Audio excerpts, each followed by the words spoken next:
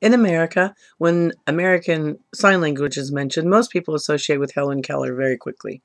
However, it was about 100 years earlier, a Dr. Thomas Galindo, who was attempting to help his neighbor's little girl, Alice Cogswell, who was very intelligent.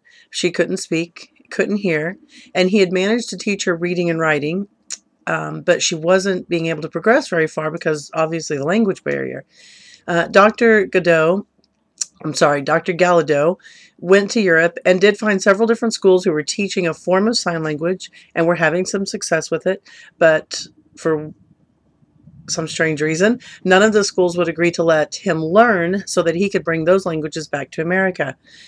He did end up at the Royal Institute for the Deaf in Paris and studied there for a while. He met several different young men who were making great strides in collecting different signs from around Europe. Different students who would come to them to learn would bring their what they called homemade sign language, and they would incorporate new signs. A specific student named Laurent Clerc actually came back with Dr. Galindo to the United States in the New England area, and they did establish a deaf school. A lot of people had the old French Sign Language taught to them initially, and they did end up incorporating home signs from here in America with the old French Sign Language, which was actually the birth of American Sign Language around the year 1814.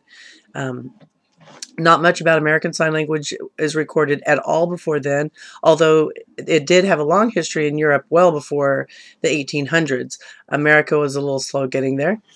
My personal experience with sign language has been really fascinating. I started learning sign language when I was about 10 years old from our next door neighbor who taught us the alphabet and simple signs for church and that sort of thing.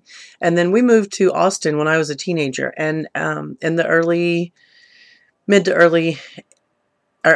80s, there was an Austin School for the Deaf on William Cannon Boulevard, downtown Austin. I'll never forget it. I was there for about 2 years.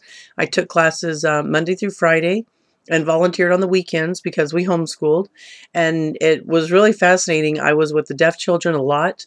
I learned really quickly that their personalities and their moods and their emotions came through when they were signing. It's traditional for most signs to be in a square box directly in front of your chest and stomach area.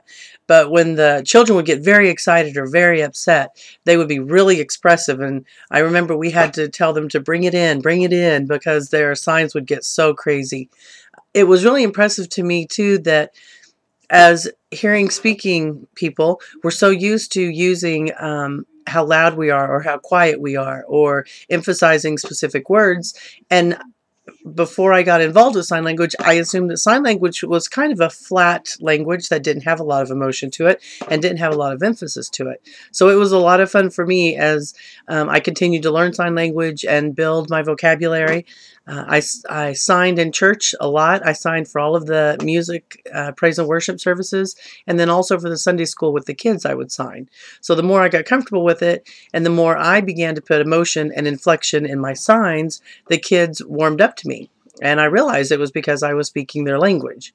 So I really love American Sign Language. I have a really good time with it. I'm trying to teach my daughter, and she's not very interested in it. So hopefully, as time goes on, she'll warm up to it. I really enjoy sign language, and I think it's a really neat way to reach out to people who sometimes can be left out of the mainstream and want to be there.